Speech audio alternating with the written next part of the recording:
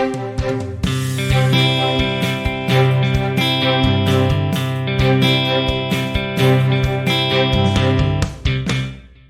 everyone. I'm County Executive Joe Parisi, and welcome to this edition of the Dane County Podcast.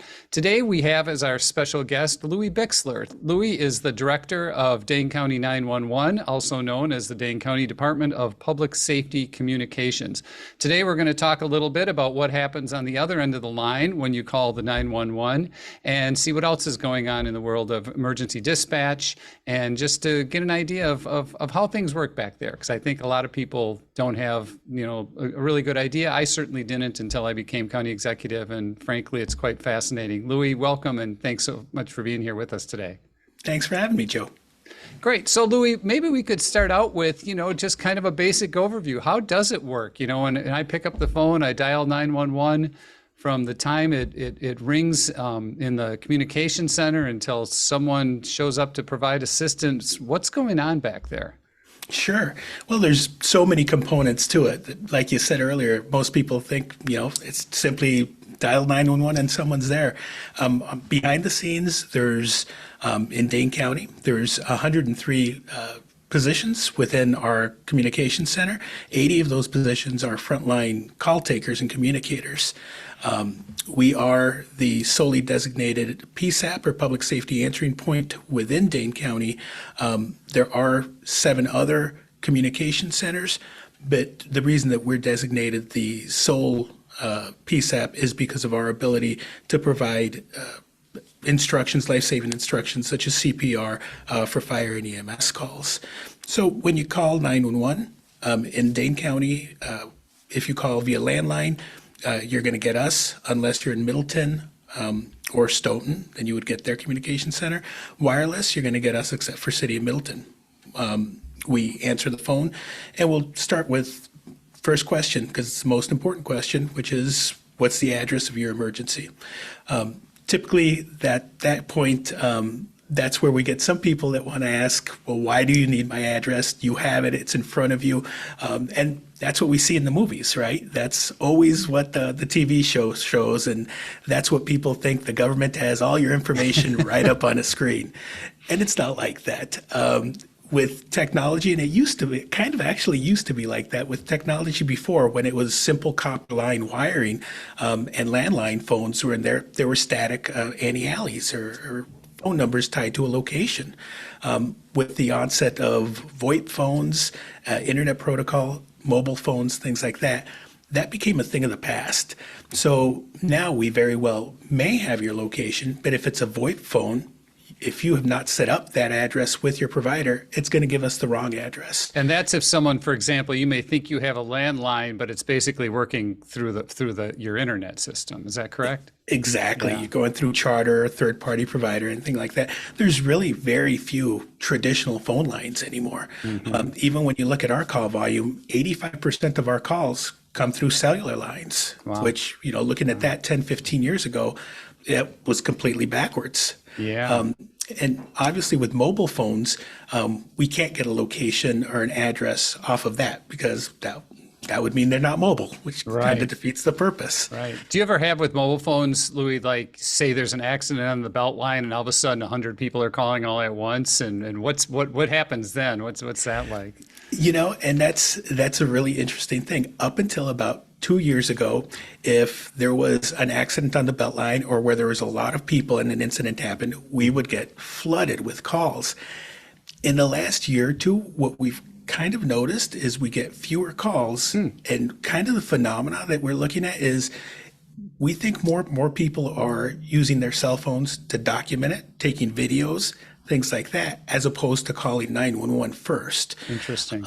And that actually came to light with an alarm system that took off at one of the area hospitals in the last couple of months ago, where it was an active threat or an active shooter alarm for there. We didn't receive notification of that alarm until 2 minutes, because everyone was texting their family members or people off-site before someone thought to call us.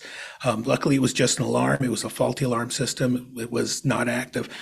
But it really gave us insight to want to get out to the public that, before you use that phone to take a video or take a picture, call us. So they're not bothering you. If someone sees something that's of concern, go ahead and give a call. Exactly. We'd rather go back to the days where we get too many calls than not enough. Yeah, because I think, in general, I want to get back to this nuts and bolts stuff, but I think in general, for some folks, there is a hesitation sometime if something's going on, if they kind of hurt themselves or they hesitate, well, I don't want to bother someone. What if people call you and it maybe isn't like something that rises to like if they're in doubt about whether it's an emergency or not, should they just wait and see how things are going, or what do you recommend? Absolutely not. Yeah, never. We never want them to wait. Or if the thought comes into your mind, should I call 911? Call 911. Okay. The great thing about our Dane County's Public Safety Answer Point, or the PSC, is that we answer both 911 and non-emergency lines. So if you have a doubt, call 911. It's going to be the same person that answers non-emergency, and they're going to provide you the same service and same information. So if I call the non-emergency line, that's going to go to the same place. Is it similar to calling 911, or does it get moved in the queue somewhere if there are a lot of calls? How does that sort out? Sure. So 911, if you dial that, that'll go directly to a communicator. So as soon as they answer the phone, they're going to ask you what the address of the emergency is. If you call non-emergency, you're going to have a phone tree, and it's going to ask you if the incident is occurring now. Mm-hmm. If it's occurring now, and you hit that button, it'll route you directly to a 911 communicator. And if you say it's a past event or something that's non-emergent, then it's going to route it into another queue for non-emergency. So it's going to put that at a lower priority so that our call takers take the 911 calls first. Okay. That brings up an interesting point too. It's the questions that get asked. You mentioned the initial one is people want to know where you are. I think sometimes people might get a sense if it's just a out and out emergency and they need some help now, they might be thinking, why are you asking me so many questions? Could you talk about the protocols and how that works? And does that actually delay response time? What's that like? Sure, absolutely. So, we're going to go through the first initial question, which is what's the address? We're going to get the phone number. We're going to ask, tell me exactly what's happening. Those are the three key elements that call taker needs to then be able to send that call to a separate dispatcher who's going to start the process of sending a field response. At that time, that's where we go into a protocol and we start asking all of the other questions that are going to be relevant. For some people, especially when they're calling 911, people don't call 911 typically every day. Typically, it's something really traumatic for them. They're panicking, and a minute can feel like an hour. So we get that response really frequently from people, just send help. And that's where we're able to respond and say, my partner's already sending assistance to you. We're just getting more information for the responding either officers or ambulance to have that full information. The other nice thing is with all the responders, field responses that we have, our call takers are able to see them and see where they're at. So a lot of times we can use that to kind of give a calming assurance to the caller to say, okay, they're 3 blocks away now. You should be able to hear the siren. You should be able to do this. So we can give them that information and let them know it's only going to be a couple of seconds more. That's great. So Louis, obviously there are a few different types of responses, right? There's police, fire, EMS, sometimes all of at once, but sometimes I assume separately. And now there's CARES response. So are there different dispatchers for different services? How does that part get sorted out? Sure, and absolutely there are. So it's really based on jurisdiction and volume. So when we look at law enforcement calls, City of Madison obviously has the most volume. That's the densest population we have. So we actually have 2 primary dispatchers for the City of Madison, one that covers, and basically what we do is split the city in half. So one dispatcher that does east, north, and central, and then the other dispatcher does southwest and midtown. Another dispatcher will do what we call suburban law, which is all our smaller municipalities and Dane County Sheriff. And then for our fire side, we will have one person doing City of Madison Fire Department and the other one doing suburban suburban fire. And what we're able to do at that point is then if there's situations where the volume is too great or there's a particular situation that requires more attention that will overwhelm that channel, all our communicators are trained to take one of those channels for those agencies to be able to get that overflow. Because what we don't want is for a field responder not to be able to get through on the radio because of oversaturation. So how does it work when you do get a say a major incident or just a busy night and you have more calls than you have call takers? Am I going to get a busy signal if it's bad enough? And how does that work? Sure. So with Dane County's PSAP, what we have is what we call 911 trunks. And put simply, they're basically 911 phone lines. We have a total of 7 trunks in Dane County, which means we can take 7 simultaneous 911 calls at once. Once that 8th call comes in, they will get a busy signal. And we do get a lot of inquiries about that, especially during events, weather events, where we see a big influx of calls coming in, and people will then reach out to us after the event and say, I tried calling 3 or 4 times and I just kept getting a busy signal. Why don't you put in more lines? And the answer is, we actually evaluate that annually, our volume with AT&T, which is our 911 phone provider, to be able to look at our volume, look at our staffing, and make sure that we have the correct number of trunks. Each trunk is extremely expensive, and the maintenance cost of it is even more expensive than that. So it comes to balancing the resources we have with what the needs are. How many dispatchers are usually on duty? For our busiest time period, which is evenings, afternoons to evenings, 2:30 p.m. till 10:30 p.m., we have 16 dispatchers / call takers. And for our lightest period, which is 2 a.m. to 6 a.m., we go down to 9 call takers and dispatchers. And again, it's the same formula we use to determine trunks, is we look at call volume to make sure that we are answering calls within industry standard. So, and that industry standard dictates how quickly you want to shoot for being able to respond to calls. Correct. Is that okay? Correct. Okay. And that standard is answering 90% of our calls within 15 seconds or less. We actually in Dane County, we exceed that. We answer about 94 to 95% of our calls in 6 seconds or less. So we're doing better than double the average of the national standard. That's great. That's impressive. So, Louis, you were telling me the other day about some new technology that will be employed in the near future that will kind of change this system now from where people get a busy signal to something that sounds even better, kind of sharing the load a little bit. Could you talk a little bit about that? Absolutely. And what we're talking about is called Next Generation or NG 911.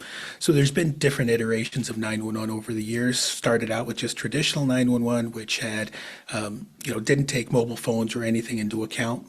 Then in 2005, here in Dane County, we got enhanced 911, which allowed us to be able to access or gain access to cell phones to be able to triangulate the location or use the handset's GPS chip to be able to locate it. Definitely handy, not as good as the person giving us the address, not as accurate, but still very helpful on particularly disconnected calls. This next iteration is the Next Gen 911, and what that does is it moves the infrastructure of the call from your traditional copper wire and things like that into an internet protocol, kind of like VoIP, on a secured EZInet system, which is run through the state of Wisconsin. And what that does is it increases the quality of the communication coming in because there's not as much interference on IP. Also, it makes it faster for the phone to reach 911. So if you call 911 right now, depending on where you're at in the county, it may take about 6 or 7 seconds before that phone call reaches us. With Next Gen 911, it'll be near real time, less than a second. The other part of it is, like you were saying, it gives us flexibility with the trunks. So we can look at if there's an event coming in, a weather event that we know of, a Badgers football game or something of that nature, we can more easily switch and increase our trunks and then decrease after the event, having more lines open, increasing our staffing for it. But a lot of times, those events happen without notice. So we don't have the opportunity to plan that much in advance to get those trucks. What'll happen now is those overflow 911 calls will actually go to area PSAPs and other PSAPs in our neighboring counties. And that's a 911 center, a PSAP? Exactly. Okay. PSAP is a public safety answering point, and it'll go to any one of those. So no call, and the motto behind that, the thought behind that is that no 911 call goes unanswered. That's great. That's great. I noticed you mentioned Badger games. What so what's a Badger game day like for your folks, and what kind of calls kind of increased during those times? Absolutely. Yeah. When we know it's a home Badger game, and we do look at things like, okay, how are the Badgers doing? Who are the opponents? And we plan instantly. We upstaff our call takers because we know before the game, we're going to have a lot of law enforcement calls. Are they like disorderly conduct type calls? That kind of people getting a little too rowdy? Yeah. Okay. And because the other part of it is we also have people specifically for the law enforcement teams on the ground. So we're getting a lot of radio traffic for incidents that they come around. And then during the game, I'm not saying it has nothing to do with not being able to drink in the stadium, but it might. Our call volume stops. There's nothing there. And cause and effect, yeah. Oh, and then as soon as the game's over, then we get the State Street up ramp of calls. Yeah. Wow, that's interesting. So, Louis, a new type of call that you were starting to take and work with our partners in the city of Madison now and others has to do with, we talked a little bit about the triage that your folks do now, police, fire, what type of emergency, how who needs to go where, and et cetera. Now, the last, what's it been, a couple of years now, the city of Madison has been employing its CARES teams, and these are special mental health providers who can respond to incidents that previously might have been, law enforcement responding to. And as we evolve in our ability to get people the type of help they need, which often is help with a mental health crisis, now that's another task and kind of a mission that your folks have to sort through. How and when can we send a CARES team, and how do we determine that? So your folks make that determination in the 911 center during the dispatch process? Is that generally how that works? Could you talk to us about that? Yeah, absolutely. And that's correct. Everything public safety wise starts with the 911 center, right? It absolutely has to. And traditionally, our communicators, our staff have three choices to send for assistance, and that was fire, EMS, or police. Calls that didn't fit within that scope typically then got a police response, or the individual just didn't get assistance. When CARES came online, and that initiative to push was, like you said, recognizing an alternative a resource to be able to send to them.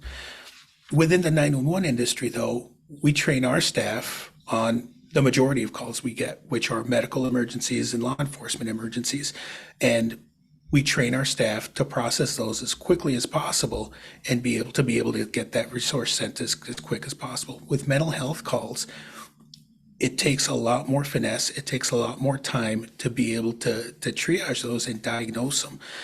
And our staff, although they get training in how to interact with mental health calls and things of that nature, it's a minority of the calls. So we can't restructure everything we do in 911 to be able to achieve that. Having this resource now with CARES, we were able to build some really rudimentary protocols to say, okay, these are the circumstances and these are the types of callers that are going to get this kind of assistance. Recognizing for the last 2 years that what we really need, and what some communities such as Austin and Tucson have done, is actually embed clinicians within their communication center, so that when it's not obvious, when it's one of the things that I put out to staff initially in the protocol was, if the caller sounds manic, to send CARES. And then I got the question from one of my call takers, well, what does manic sound like? And it's really eye-opening. We don't have the ability to do that. These embedded clinicians will have the ability to do that. So this year, Thank you, Joe. You gave us four of these positions, so that next year we can employ them and have them in the comm center as a resource for our call takers and as a resource for the community, where they'll not only be able to triage the caller and find what best resource to assist them with, they'll also be able to refer them to specific agencies. So it's important to have that field response, but a lot of those requests and those needs can't be handled over the phone. And that frees up that field response, that cares team, to be able to go further out from where they can now and be able to spend more time with cases that they really need to spend it with. And then the byproduct of that, when we've talked to Tucson and Houston and Austin, is that it's actually helps create a more trauma-informed environment within the communication center itself. So the communicators actually end up benefiting from that as well from a mental health standpoint. That's great. Yeah, it's really great to see the community evolving and being able to, to provide services, because there are so many different types of emergencies. And as you mentioned, these crisis counselors will be able to help a lot of people right from the 911 center, which frees up the folks who do need to go somewhere in person to do their work as well. Yeah, that's really great. It really does bring to mind the variety of situations that you and your folks, deal with every day. It's not that dissimilar from being a cop, from being an ER doctor, and I don't know if everyone really, I don't always, it doesn't always come to mind when I think first responders, you think of the lights flashing and the people showing up on the scene, but you guys are the very first responders. You're the folks who pick up the phone, and you're such an integral part of this, but it's kind of behind the scenes.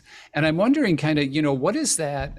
And this is kind of a big question, so I don't know how easy it is to answer, but I'm wondering what that is like for you and your communicators. You go from call to call, and sometimes they must be some very intense calls. It's got to be very challenging that way. All of us have our days when we would rather just stay in bed than get up and go to work, right? But you all have to go there and deal with some real intense stuff day in and day out.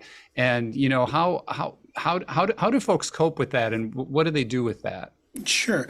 And before I answer that question, I just want to say that we have the most amazing group of communicators and staff in the 911 center.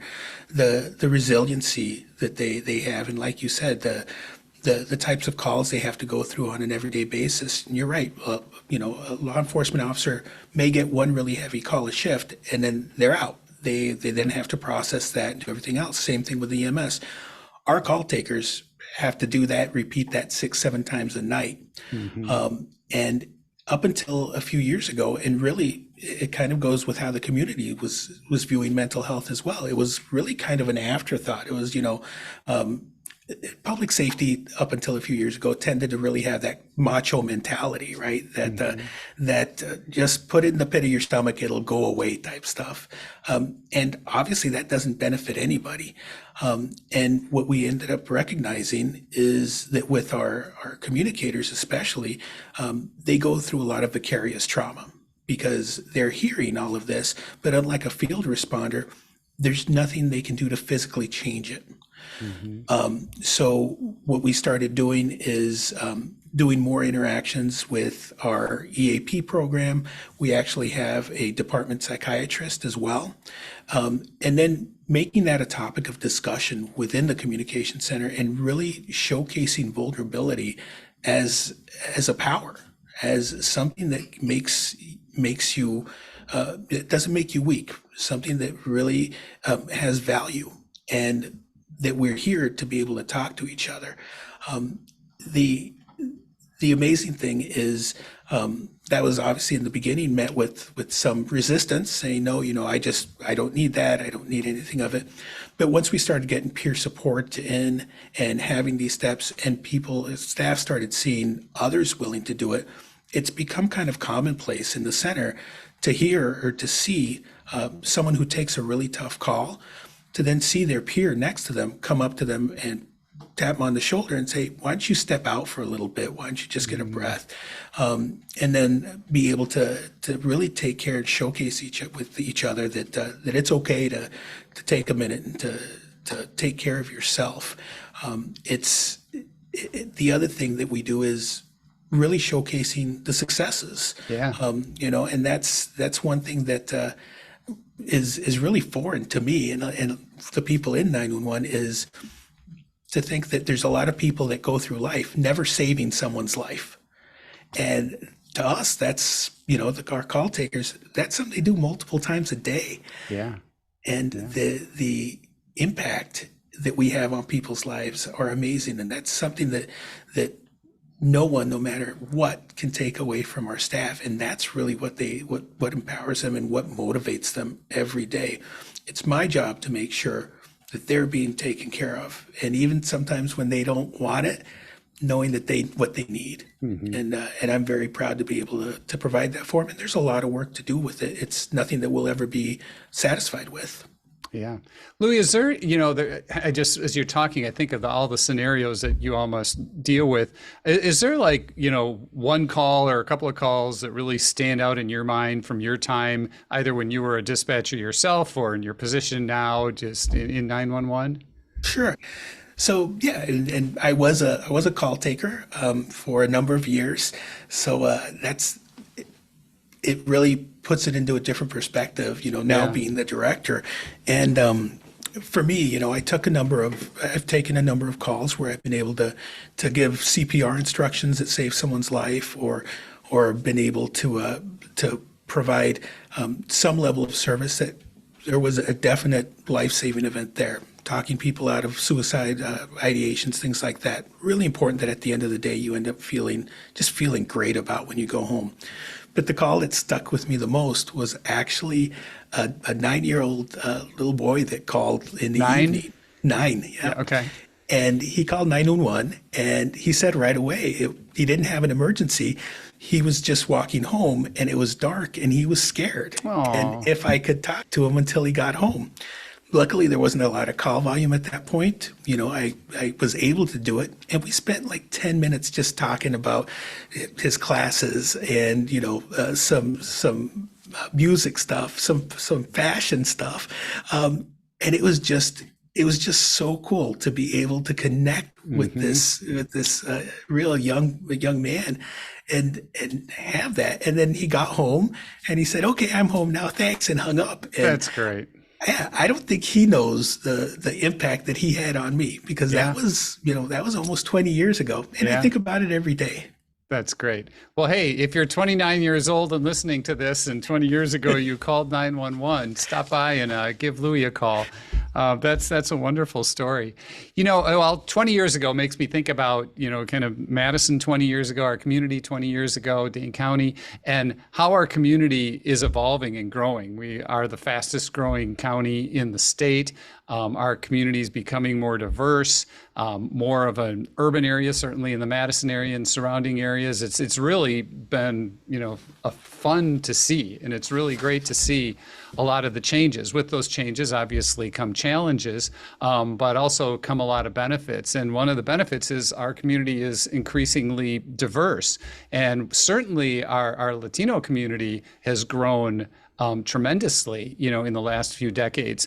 Now, with that comes a lot of benefit and also some challenges that have to do with language access. We have more folks who come here and initially might not be English language speakers.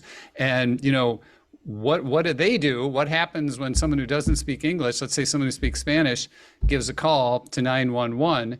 And, has that been an issue? Is it an increasing issue? And could you talk about your efforts to, diversify our staff to better reflect the population and to be able to provide the services we need to everyone in our community? Sure. And you hit on something that's really dear to me, as someone that as a Latino man that grew up as an illegal immigrant in this country. I really know firsthand the challenges of our community, and especially being here undocumented, that you should never call 911. You should never make yourself known or exposed. So coming into this role as director, I was able to reach out to members of the community, particularly Centro Hispano and the Latino Academy, to be able to say, hey, what can we do to one, gain more trust within the community, and not just within the Latino community, but the community in general, to say we don't work for a police department, we don't work for a fire department, we're a standalone agency that are solely here to help you and to make sure you get the assistance you need. And while at the same time recognizing that we had about 1,200 calls a year from Spanish speakers, and we had no bilingual staff other than me within the comm center. So what we started doing is we started using social media from those organizations, as well as going on La Movida and putting out that information from 911 in Spanish, letting them know that there was a Latino in the comm center that understood their situations and that wanted to help people get more jobs within not just my center, but within Dane County, because as a whole, we needed more representation. Mm-hmm. And with that, we've been able to develop some pathway programs with Centro Hispano. And people say, well, how can you tell if that's successful or not? How can you tell if doing, Latino open houses or going and helping Centro Hispano with mock interviews is making any impact whatsoever? And we look at, one, the number of bilingual staff we have now. So now we have 5 people that speak Spanish. And we look at the number of Spanish callers that we have to utilize Spanish language line services for. So, like I said, 3 years ago, we were about 1,300. Now, and then we started this initiative in late 2021. We saw an instant jump in calls of 800 calls annually in Spanish. This year, we're not even done with this year, and we're already looking to top 3,000 Spanish calls. Wow. And that's a direct impact of just reaching out to that population and saying that's what it is. Obviously, it's easier for me to get credibility within that community, being a member of it. But we also recognize, and now we have empirical data to show, we can do the same thing in reaching out to the African American community, to the Hmong community, and using the same points that we did to achieve this, to be able to get that, because that's the ultimate thing that we want. And one of my passions is to make sure that we're beyond representative of what the makeup of Dane County is in our comm center. That's really powerful, Louis. I mean, you those numbers. So basically, you've more than doubled the number of Spanish-speaking people who are calling into 911. And what that tells you is there was this huge amount of people who needed help that had nowhere to turn, and Lord knows what happened in those situations, right? And then looking at that model and realizing it's not only the bilingual piece, but it's a cultural competence. We want to have a center where everyone in our community feels comfortable calling. And I really applaud your work doing that. And I think that the work that you're doing, creating these pipelines, is replicable through many departments in county government. It's replicable in business, and it makes us all so much more effective, and it makes us more effective at serving everyone in the community. So I really appreciate that. That's wonderful. I'm sorry, were you going to? I was just going to say it. I'm thankful. I'm thankful to you, Joe, because you've been a big supporter of this. You've given some funding to be able to create those specific pathways programs with Centro Hispano, and we're always going to need more staff in the communications center. Mm-hmm. It's a high turnover area, but it's not bad turnover, because a lot of the people that leave the PSC get other positions within Dane County. Mm-hmm. So by being able to have a more diverse comp center, that is going to be a mechanism and a pipeline to be able to get a more diverse workforce within Dane County. Yeah, that's excellent. Yeah, it's really teamwork. I mean, one of the things that people don't see behind the scenes, we're looking behind the scenes at 911, but in general here is how many people come to work every day in Dane County government because they want to help their community, because they want to make a difference in people's lives. And through the kind of work that we do in so many areas, they're able to do that. And there are just so many unsung heroes. It's off the charts, really. I mean, all you have to do is walk into your facility and look around. It's just some pretty amazing people. And speaking of facilities, our facility here is getting a little outdated, no? What do we have in our future? What do we have in our future for the home of 911? Sure. So again, I got to give a big thank you to you and to the county board. Our current space is a little outdated. It's a little small, and obviously we need to continue to grow as the population of Dane County grows.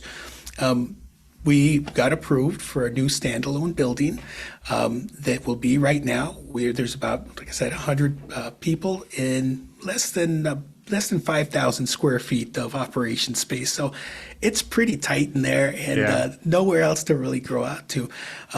We have a total of 21 911 stations, and we know during peak times we need more than that. So at times we have to split staff between our main center and our backup center to have the numbers we need. The new center is going to be 34,000 square feet, 10,000 square feet of just communications operations floor. It's going to increase our call taking stations to almost 43. So it's going to, when we designed it and as we developed it, we really took into account, okay, we have one chance to really do this and do this right, because it's going to be a long-term home for us. So we did that in developing and building responsibly to make sure we had enough to grow for the next few decades, and design to where the building itself could be expanded upon, so that it would be beneficial and the most cost-effective for the community. And likewise, one of the initiatives that we really wanted was to make sure it was ecologically sound, that it was sustainable. So being able to work in and put in a geothermal into it, solar technologies, things that really are important to us and our values in Dane County. It's been, and we haven't actually started the building yet. It'll be a couple of years until it's complete, but it's just ridiculously exciting to be able to know what's in the near future for us. Yeah, that's great. And Louis, also, it will be my understanding what we refer to kind of as a hardened building, right? So, for example, say there's a tornado that takes out a swath of the county. The last thing we need is it taking out our 911 center when everyone needs it. So this building will be more resilient in that way as well. Exactly. And that was a question with, it seems for the square footage versus cost, it seems expensive, but it is because of that. And typically comp centers can withstand up to an EF2 tornado. So that is critical, because that's the most important component of infrastructure that we could lose. Yeah, excellent. Louis, well, this is really fascinating stuff. I could talk about this all day. I'm curious on a personal level, Louis, what has your path been like? Kind of what drew you to this line of work, and how did you end up sitting on the other end of this conversation today from wherever you began? Sure. And simple answer is a whole lot of kindness from a lot of really good people. That's great. But it started, like I said, I was born in Mexico in a place called Nogales, and it's right on the border. It was the early 70s, so it was fairly easy for my mom to grab me and my sister and simply walk across the border. We grew up and did kind of the migrant circle in the Southwest, and eventually settled on the American side of Nogales and grew up there, being very cognizant that, and scolded by my mom constantly not to get in trouble because we didn't want to get sent back. So always having that apprehension. And then she married an American citizen when I was 17. He adopted me, so I became a U.S. citizen. Joined the Army as soon as I graduated high school because academics were not my strong suit at that point. And I can relate. Yeah. Right. Who's ready after high school? So I took a gap 4 years and joined the Army. There you go. And then after the Army, I moved to Tucson with full intentions to go to school, but I just ended up working and goofing off and not doing much. And after a few years of that, met my wife. And she was from Madison. So she said, I love you. I hate the heat, and we're going to have a daughter, and I don't want to raise her here. So we're going to Madison. All right. Lucky for us. Yeah. So I came here, and it was challenging. I didn't have an education. I didn't have, a network here or anything. Yeah. And I ended up working like most Latinos in service industry. And someone that worked for the county, I never got their name, came through the sandwich shop that I worked in, and he was Latino, and we were speaking Spanish. And he said, why don't you apply for this job? It's this 911 job. It's a lot more money than you're making now, and the benefits are great. And so I did. And, at that time, there was a lot to really get 911 job in the county, you needed to have like a firefighter experience or law. And this is to be a call taker. This was just to be a call taker. And they took a risk on me, and they offered me the job, and it was life-changing. It was completely life-changing for me, because you go from making $8 an hour to, at that time, $19 an hour. Having my, an infant daughter and my wife, and being able to provide insurance. And it was just instantly getting here. It was just so open and so supportive. And there was a lot of curiosity. I was the only Mexican in the comm center. So a lot of curiosity, which I love. I love that curiosity. And when I lived out west, I didn't get involved with the community much. This job really gives you a love and understanding for Dane County and for Madison. And from there, I knew, I was like, this is where I want to be, and I am going to be in charge one day. So I took it to heart. I went and I got my bachelor's degree, and then I went to UW, got my master's degree, left for a while so I could go be a director for the state and get some experience, knowing that I'm going to come back, and this is where my heart is, and this is where my passion is, and I'm gonna make a center how I think is the right way to do it.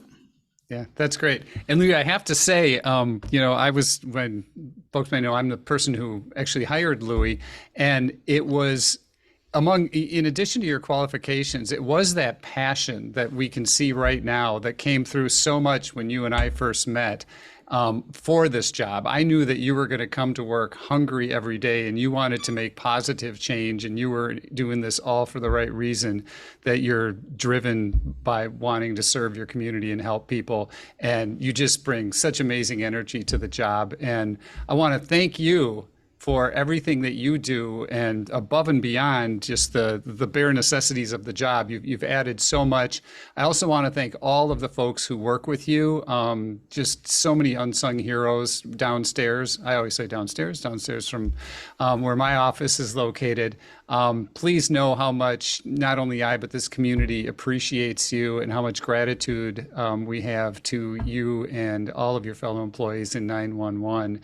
And, before we sign off, Louis, I don't know if there's anything that I didn't ask you about that you wanted to mention, or if we've covered it all, or if you have any final words you'd like to share with folks before we sign off. Sure. Just a couple of final words. One, for anyone that's seen this, if you ever want someone from the 911 Center to come and present at an organizational event or something, we are more than happy to. And likewise, because we kind of are in the background, if you ever use our 911 or have to use our agency at all, our department at all, please let us know. If you have a negative experience, please let us know. We can grow. And if it was positive, please let us know about that, because that really drives a lot of our staff. We don't get that firsthand public knowledge, or to know how a situation turned out. Yeah. So being able to get that means a lot to our staff. And lastly, I really just want to say thank you to Joe. We talking about legacy and stuff like that. We're successful within the comm center. We're successful within the department when it comes to not having the vacancies that are seen throughout the country in comm centers, because you take such good care of us. And I can't say enough how much we respect and love you, Joe. Thank you, it's man. Fantastic, and I'm glad that we've been able to have this experience. Likewise. Well, like I said before, it's teamwork, right? Absolutely. It's a good team. Well, Louis, thank you again so much. This has been so interesting today. To everyone out there, I hope you found this interesting, and thank you again for dialing in or tuning in, however you're listening to this or watching this, to this issue of the Dane County Podcast. We'll see you next time. Take care.